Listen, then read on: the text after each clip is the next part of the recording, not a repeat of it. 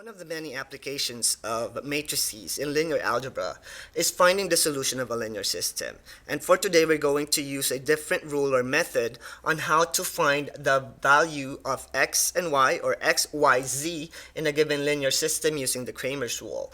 Now, this rule uses determinants to write the solution of a system of linear equation.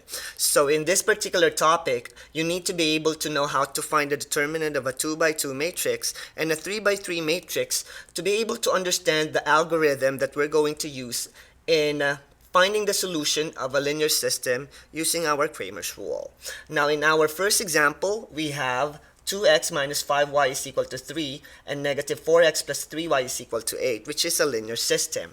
Now, in previous algebra lesson, we know that to find the solution of a linear system, we can use the elimination method, the substitution method, and the graphing method. But this time around, we're going to use our matrices in finding an alternative way to find the solutions of a linear system.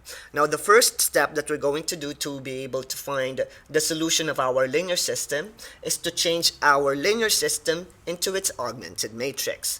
After changing its augmented matrix, we're then going to find the determinants of that matrices using each transformation. So the transformation that we're going to use to find our determinants will be the determinant of the coefficient matrix, determinant of x, and determinant of y. So these are the notations that we're going to use to find the solution of a linear system given an x and y variable. So our first step is to find, or the second step after changing the linear system to augmented matrix, is to find the determinant of the coefficient matrix. And the coefficient matrix is just 2, negative 4, and negative 5 and 3.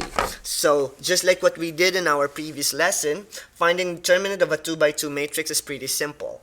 Just multiply the first diagonal, subtract it to the second diagonal, and you'll have negative 14. So the first determinant will be for negative 14, and that is our coefficient matrix. Now, for our second matrix that will help us find the value of x, the next rule will be to use the coefficient matrix, but this time around, you're going to change the x column into the right-hand side. So that's how we transform the new matrix to find our numerical value to help us find the x coordinate. So dx is equal to 3, 8, and negative 5 and 3. So we changed the first column by the right hand side.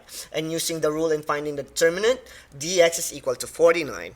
And just like what we did in dx, if we change the first column by the right hand side, to find the value of y, we're going to change the second column by the right hand side. That's why in our step number 4, dy is now 2, negative 4, and 3 and 8. And after you transform your matrix, you can now find the determinant of our dy, which will give us 28.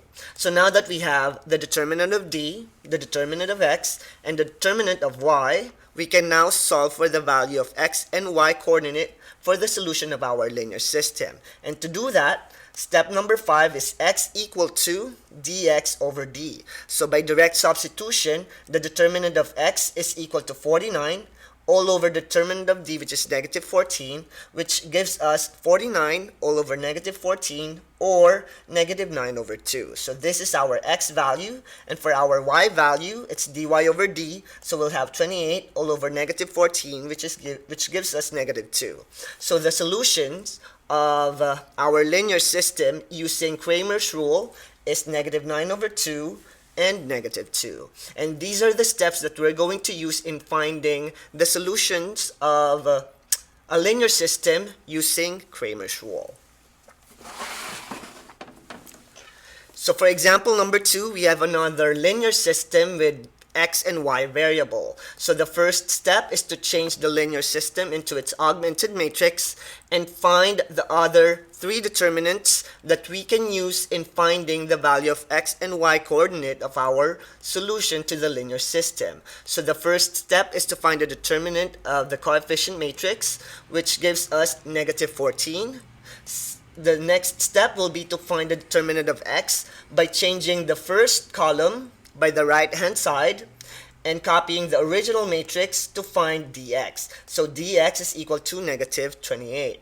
And for step number 4, to find dy, we're changing the y column or the second column by the right hand side, and then find the determinant of dy, which gives us 14. So now that we have our 3 determinants, we can now find the value of x and y by using the formula. So dx over d is negative 28 over negative 14. Therefore, the x value of our solution is positive 2, and the y value of our solution will be negative 1. So using Cramer's rule, finding the solution of our linear system is 2 and negative 1. And that's the method that we use to find the solutions of a linear system given an x and y variable. Now on our last example, I'm going to show you how to find the solution of a linear system with an x variable, y variable, and z as a variable.